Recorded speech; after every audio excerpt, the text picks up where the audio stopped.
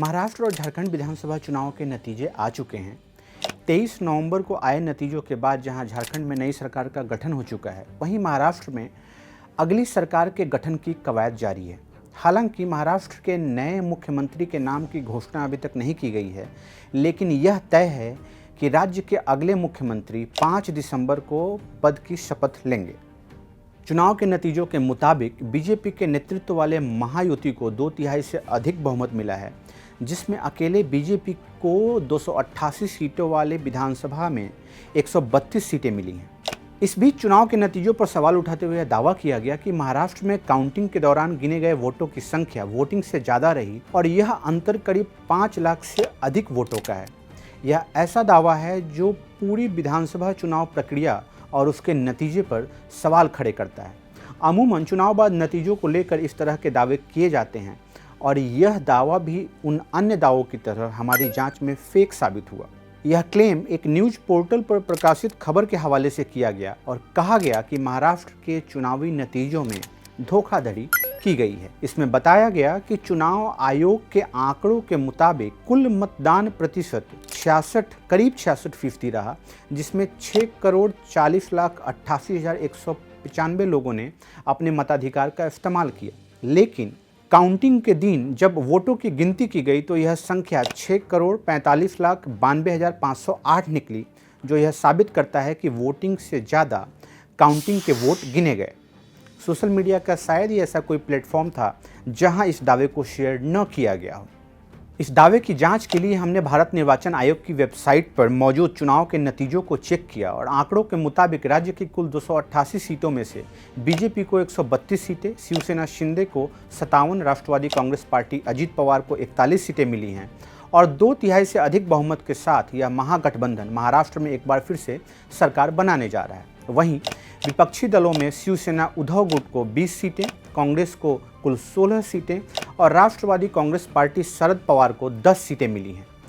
चुनाव आयोग की वेबसाइट पर मौजूद नतीजों में प्रमुख राजनीतिक दलों, अन्य दलों और नोटा पर पड़े वोटों का आंकड़ा मौजूद है। आयोग किसी भी चुनाव के विस्तृत नतीजों को जारी करता है, जिसमें प्रत्येक विधानसभा सीट, वहां पंजीकृत मतदाता और मतदान के आंकड़े शामिल होते हैं। वायरल पोस्ट में किए गए दावे की जांच के लिए हमने वेबसाइट पर मौजूद इन आंकड़ों को फिर से चेक किया। इन आंकड़ों के मुताबिक महाराष्ट्र में कुल पंजीकृत मतदाताओं की संख्या 9,70,25,119 है और चुनाव में कुल मत प्रतिशत 66.05% रहा, यानी कुल पंजीकृत मतदाताओं के मुकाबले 6,40,88,195 मतदाताओं ने अपने मताधिकार का इस्तेमाल किया। सर्च में हमें महाराष्ट्र के मुख्य निर्वाचन अधिकारी की तरफ से जारी किया गया वह स्पष्टीकरण भी मिला, जो द वायर में प्रकाशित आर्टिकल में इस संबंध में किए गए दावे का खंडन करता है। इस स्पष्टीकरण में बताया गया है कि महाराष्ट्र की कुल 288 सीटों पर हुए मतदान के दौरान ईवीएम मतों की कुल संख्या 6,40,88,195 रही। वहीं वैध पोस्टल बैलेट की संख्या 5,38,225 दर्ज की गई। जब हम इन दोनों आंकड़ों को मिलाते हैं तो वोटिंग वाले मतों की कुल संख्या 6,46,26,420 हो जाती है। अब आते हैं काउंटिंग के आंकड़ों पर। मतगणना के दिन गिने गए कुल वोटों की संख्या 6,45,92,508 रही, जो यह साबित करता है कि काउंटिंग के दिन गिने गए वोटों की संख्या मतदान के आंकड़ों से कम है, न कि अधिक, जैसा कि वायरल पोस्ट में दावा किया गया है। आयोग की तरफ से जारी स्पष्टीकरण में उन 2 विधानसभा सीटों आष्टी और उस्मानाबाद के आंकड़ों का भी जिक्र है, जिसे लेकर यह दावा किया गया था कि इन दोनों सीटों पर मतदान और काउंटिंग के बीच वोटों का अंतर क्रमशः 4,538 और 4,330 है। आयोग ने इन दोनों सीटों पर कुल ईवीएम वोट, कुल पोस्टल बैलेट और कुल खारिज पोस्टल वोट और कुल वैध पोस्टल बैलेट के आंकड़ों के साथ वायरल दावे का खंडन किया है। साथ ही इस बयान में उन सीटों के बारे में भी स्थिति को साफ किया गया है जहां कुल गिने गए वोटों की संख्या कुल डाले गए मतों के मुकाबले कम है, जो चुनाव आयोग के स्थापित प्रोटोकॉल के मुताबिक है। आयोग की तरफ से दी गई जानकारी के मुताबिक यदि मतदान शुरू होने से पहले पोलिंग स्टेशन के कंट्रोल यूनिट से मॉक पोल डेटा को क्लियर नहीं किया गया या कंट्रोल यूनिट के डिस्प्ले पैनल में नतीजा डिस्प्ले नहीं हुआ या फॉर्म 17C और ईवीएम में क्लेरिकल या टाइपिंग ह्यूमन एरर की वजह से दर्ज वोटों में मिसमैच होता है तो वैसी स्थिति में ईवीएम की गिनती नहीं की जाती है।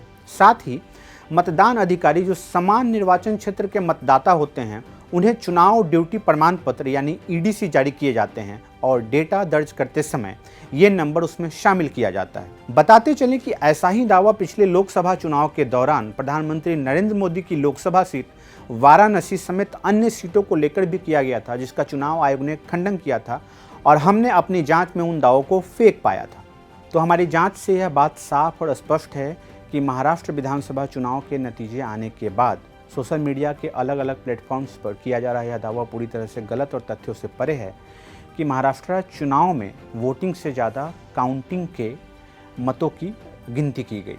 इस दावे के साथ वायरल हो रहे पोस्ट में जानबूझकर केवल ईवीएम मतों की संख्या को दर्ज किया गया है और वैध पोस्टल बैलेट की संख्या को हटा दिया गया है, जिससे यह प्रतीत होता है कि वोटिंग और काउंटिंग के बीच के मतों का अंतर करीब 5 लाख से अधिक का है, जो वास्तव में दर्ज वैध पोस्टल बैलेट की संख्या है, जिसे जानबूझकर कुल आंकड़ों से हटा दिया गया है।